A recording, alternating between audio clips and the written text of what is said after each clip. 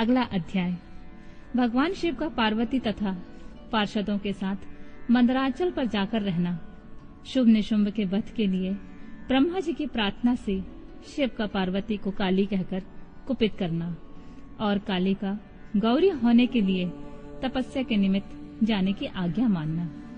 वायु देवता कहते हैं, इस प्रकार महादेव जी से ही सनातन पराशक्ति को पाकर प्रजापति ब्रह्मा मैथुनी सृष्टि करने की इच्छा लेकर स्वयं भी आधे शरीर में अद्भुत नारी और आधे शरीर में पुरुष हो गए।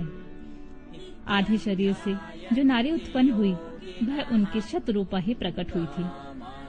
ब्रह्मा जी ने अपने आधे पुरुष शरीर से विराट को उत्पन्न किया। वे विराट पुरुष ही स्वयंभू मनु कहलाते हैं। देवी शतरूपा ने अत्यंत दुष्कर तपस्या करके उद्दीप्त यश वाले मनु को ही पति रूप में प्राप्त किया। इसके पश्चात मनु के वंश तथा दक्ष यज्ञ विध्वंस आदि के प्रसंग सुनाकर वायु देवता ने यह बताया कि भगवान शंकर ने दक्ष तथा देवताओं के अपराध क्षमा कर दिए।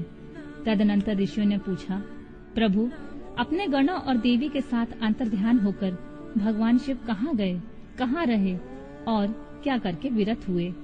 वायुदेव बोले, महर्षियों, पर्वतों में श्रेष्ठ और विचित्र कंदराओं से सुशोभित जो परम सुंदर मंदराचल है, वहीं अपनी तपस्या के प्रभाव से देवादिदेव महादेव का प्रिय निवास स्थान हुआ। उसने पार्वती और शिव को अपने सिर पर ढोने के लिए बड़ा भारी तप किया और सुदीर्घ काल के बाद उसे अपने चरणार बिंदों के स्पर्श का सुख प्राप्त हुआ। उस पर्वत के सौंदर्य का विस्तार पूर्वक वर्णन सहस्रों मुख द्वारा 100 करोड़ों वर्षों में भी नहीं किया जा सकता। उसके सामने समस्त पर्वतों का सौंदर्य तुच्छ हो जाता है।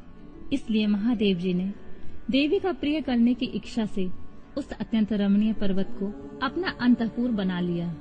इस सर्वश्रेष्ठ पर्वत का स्मरण करके रैम आश्रम के समीप स्थित हुए अंबिका सहित भगवान त्रिलोचन वहां से अंतर्ध्यान होकर चले गए। मंदरांचल के उद्यान में पहुंचकर देवी सहित महेश्वर वहां के रमणीय तथा दिव्य अंतःपुर की भूमियों में रमण करने लगे। जब इस तरह कुछ समय बीत गया और ब्रह्मा जी की मैथुनी सृष्टि के द्वारा जब प्रजाएं बढ़ गईं, तब शुंभ और निशुंभ नामक 2 दैत्य उत्पन्न हुए। वे परस्पर भाई थे। उनके तपोबल से प्रभावित हो परमेष्ठी ब्रह्मा ने उन दोनों भाइयों को यह वर दिया था कि इस जगत में किसी भी पुरुष से तुम मारे नहीं जा सकोगे। उन दोनों ने ब्रह्मा जी से यह प्रार्थना की थी कि पार्वती देवी के अंश से उत्पन्न जो अयोनिजा कन्या उत्पन्न हो, जिसे पुरुष का स्पर्श तथा रति नहीं प्राप्त हुई हो तथा जो अद्भुत पराक्रम से संपन्न हो, उसके प्रति काम भाव से पीड़ित होने पर हम युद्ध में उसी के हाथों मारे जाएं। उनकी इस प्रार्थना पर ब्रह्मा जी ने तथास्तु कहकर स्वीकृति दे दी।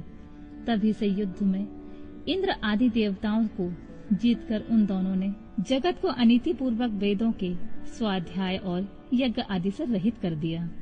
तब ब्रह्मा ने उन दोनों के वध के लिए देवेश्वर शिव से प्रार्थना की, प्रभु आप एकांत में देवी की निंदा करके भी जैसे तैसे उन्हें क्रोध दिलाइए और उनके रूप रंग की निंदा से उत्पन्न हुई काम भाव से रहित कुमारी स्वरूपा शक्ति को निशुंभ और शुंभ के वध के लिए देवताओं को अर्पित कीजिए।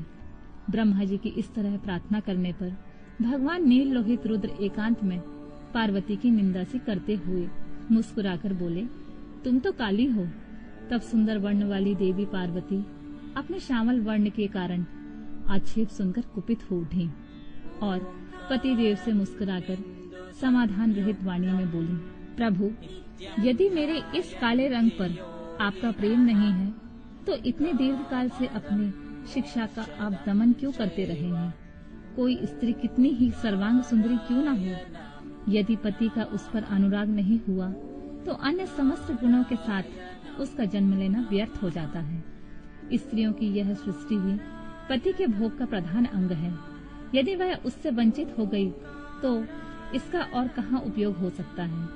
इसलिए आपने एकांत में जिसकी निंदा की है उस वर्ण को त्याग कर अब मैं दूसरा वर्ण ग्रहण करूंगी अथवा स्वयं ही मिट जाऊंगी।